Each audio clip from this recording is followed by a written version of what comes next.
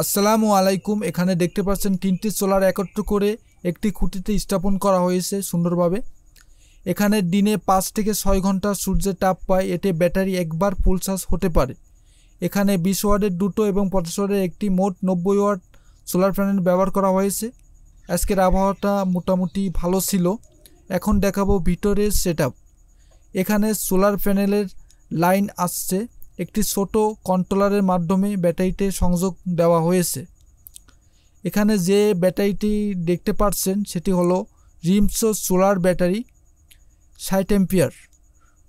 এখানে কানেকশন দিয়েছি ছোট বাক কনভার্টারের মাধ্যমে। আপনারা সোলার কন্ট্রোলার নেবেন, কন্ট্রোলার নিয়ে কানেকশন দিবেন।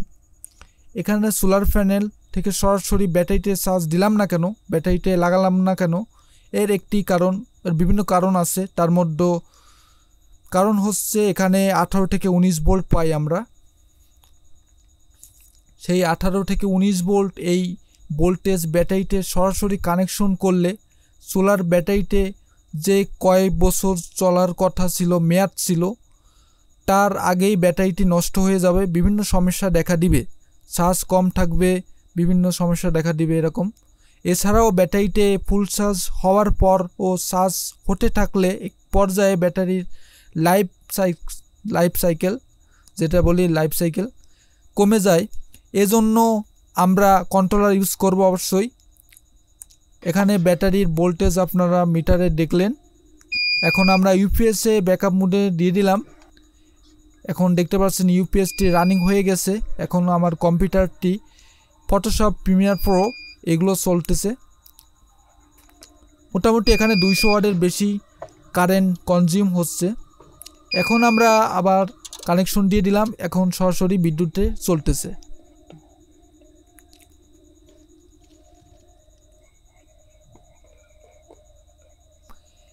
ব্যাটারি ভোল্টেজ দেখতে পাচ্ছেন। এখন সোলার লাইনটি আমরা এখন অফ করে দিলাম। অফ করে দিয়ে 12.7 ভোল্ট আমরা পেলাম। এখন যদি আমরা আবার অফ করে অন করি, এখন ফলাফল দেখতে পারবো। এখন দেখতে পাচ্ছেন 12.9 ভোল্ট। এখন এক পর্যায়ে ফুল চার্জ হয়ে গেছে। আবার কানেকশন দিলাম। এখন ব্যাটারি কিছুটা বাড়ানো হলো। এক পর্যায়ে ফুল চার্জ হয়ে গেলে এখানে বাক কনভার্টারটি অটো কাট করে দিয়েছে। এখন দেখতে পাচ্ছেন 14.2 ভোল্ট সেট করে দেওয়া হয়েছিল। এই সার্কিটটি স্বয়ংক্রিয়ভাবে এখন চার্জ অফ করে দিয়েছে সোলার প্যানেল থেকে, আর ব্যাটারিতে চার্জ হচ্ছে না। এই কন্ট্রোলারটি ওভার চার্জ হওয়ার হাত থেকে বাঁচিয়ে দিল ব্যাটারিটিকে। আমরা কন্ট্রোলার ইউজ করব অবশ্যই। এখন ডিসি সাইডে লোড দিয়ে দেখাবো। এর জন্য একটি সাবমার্সিবল পাম্প আমার হাতে দেখতে পাচ্ছেন। এটি আমরা এখানে কানেকশন দিব।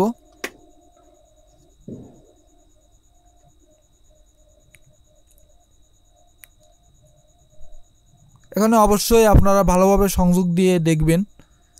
আপনাদের চেক করে দেখানোর জন্য ডিসি সাইডে আপনাদের একটি লোড ব্যবহার করব। এখন দেখব কত এম্পিয়ার এখানে ব্যবহার হচ্ছে সাবমার্সিবল পাম্পে, এটি লোডবিহীন অবস্থায়। এখন দেখতে পাচ্ছেন 13.5 ভোল্ট এবং এম্পিয়ার দেখতে পাচ্ছেন 55 এম্পিয়ার, 0.55 এম্পিয়ার।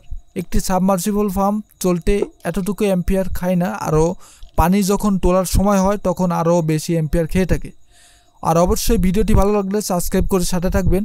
অবশ্যই নিত্য নতুন ভিডিও দেখতে আমাদের অন্য ভিডিওগুলো, ওয়াচ টাইমগুলো আপনারা একটু পূরণ করে দিবেন, তাহলে আমার অনেক উপকার হবে, আপনাদেরও উপকার হবে।